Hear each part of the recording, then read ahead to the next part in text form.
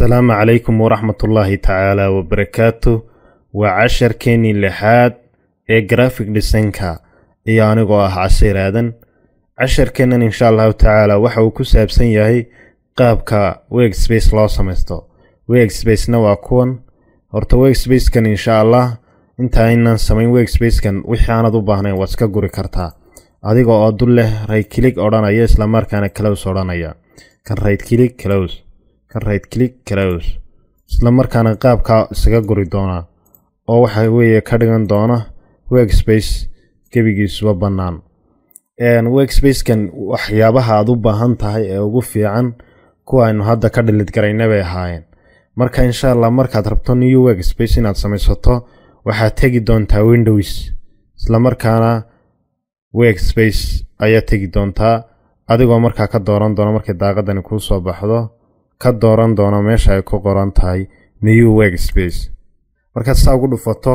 waxaad bixinaysaa magacii workspace-kaaga waxaan leeyahay asayr ayaan leeyahay kadib waxaan leeyahay toolbar keebaad ka dhigan doontaa waxaan leeyahay labadan baydoor kadib waxaan leeyahay save ayaan leeyahay isla markaan save dhaho haddii aan halkan doorto waxaad u jeedaa inaan ii samaysan tahay workspace-ka casayr haddaba workspace-kan wax tool ah ma yaalaan laakiin waa uu ii samaysan yahay qaabka haddaba aan rabo inaan ugu soo darsado waxa weeye inaan tago halkan ii door haddii uu kan ku dooran yahay waa workspace cusub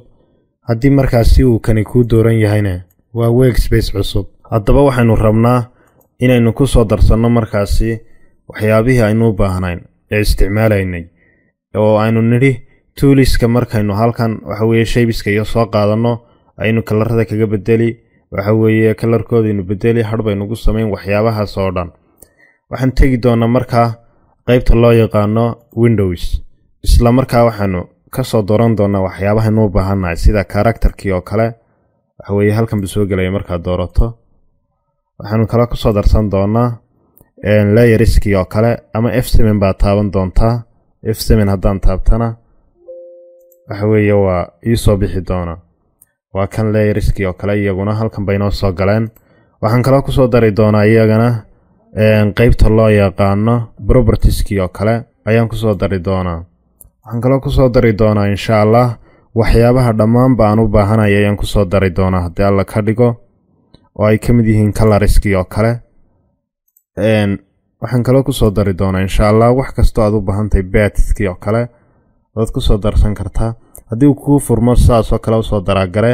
halkan markaasi keen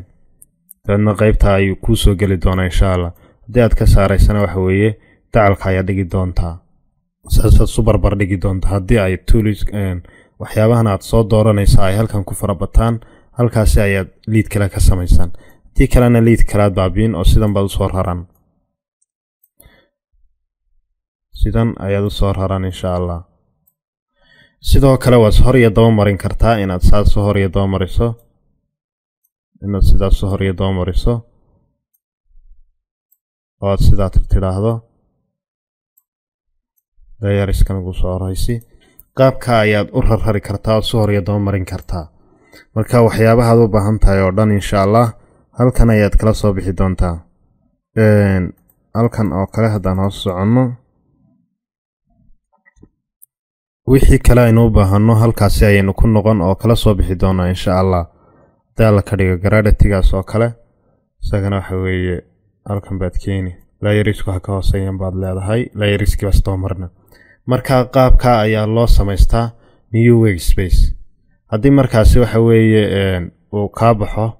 waxa weeye dhulkaasaad ka soo ceshan doontaa haddii kani ka baxo layers-kan oo kale saas oo kale kaaga baxo oo ay gacantuba kaaga dhacdo waxaad ka soo ceshan doontaa halkan insha Allah halkan baad tegi kadib waxaad dooran doontaa meesha layers ku qoran tahay ama F7 ayaa taaban doontaa adigoo aan meel baadin ayaad waxa taaban doontaa F7